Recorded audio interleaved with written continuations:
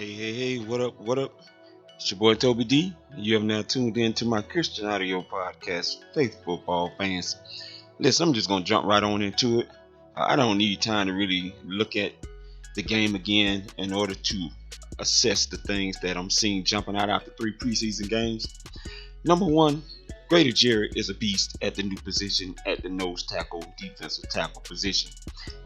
And he doesn't need to be taken off the field at any point in my mind. And why they're taking him off the field in certain situations, I have no idea. The guy says he believes he can be an all-down defensive tackle, nose tackle. I believe him. Dan Quinn, stop taking the man off the field. My number two thing is J.D. McKissic is, to me, the starting kick returner. Keith Armstrong, you need to go ahead and see that. Stop putting Tevin Coleman out there. This guy does not need to return the ball. And as a matter of fact, it's becoming disappointing to me right now after 3 preseason games because Tevin Coleman, as much as I love this guy, hasn't shown me anything. Now, the number three thing is Adrian Clayborne has been beasting, and I'm nervous about this because this guy got injured tonight, and we know how injury prone he can be, and he can miss significant time in the season. And I'm hoping that shoulder injury is not as bad as he had to go back and get x-rays. That's always not a good sign for me, but sometimes the x-rays turn out to be negative, and I'm hoping in this situation with some time or rest before week one he'll be ready to go. Number four, I'm still not seeing any Derek Shelby at this point. I know he's trying to get comfortable at this position, but he did play it somewhat in Miami. He played all over the line. So Derek Shelby, come on, man. I need you to show up. We need to pass rush. Now, I have to admit, I was disappointed when I found out Freeney was not going tonight. But it's all good. The man had a back strain.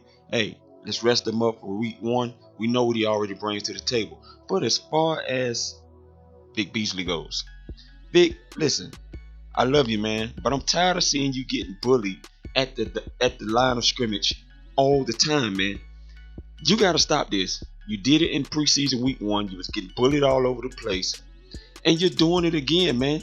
You have too much speed to be getting bullied at the line of scrimmage all the time. And this injury that you have, man, you got to learn to toughen up, man, to play through this thing. Because what I'm seeing right now, I'm not impressed. Now, Brooks Reed, on the other hand, I like what this guy's bringing.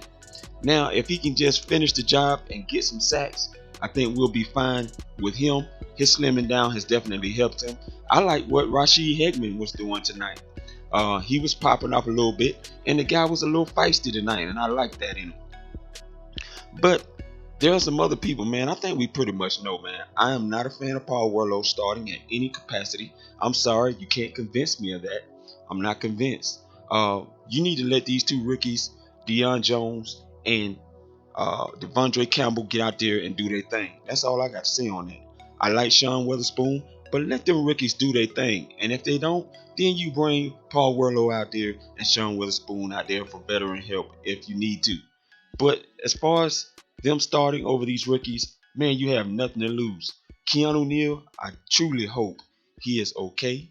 I believe he is, but we'll find out as time progresses before week one if that knee injury is more serious than what we know as of right now. But that is all really that's popping off to me right now. This offense needs still a lot of work. They are still turning the ball over, and that is a concern. Matt Ryan just turned the ball over in the red zone again from last year. It seems as though Dan Quinn's message is not resonating throughout the team still yet. They are still turning the ball over on offense, and tonight it was terrible.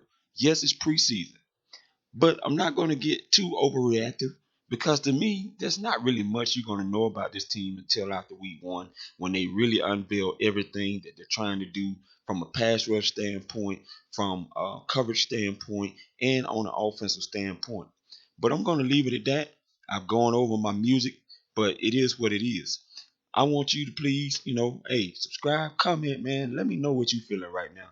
Again, I'm Toby D, Faith Football Fans. Peace. I'm gone.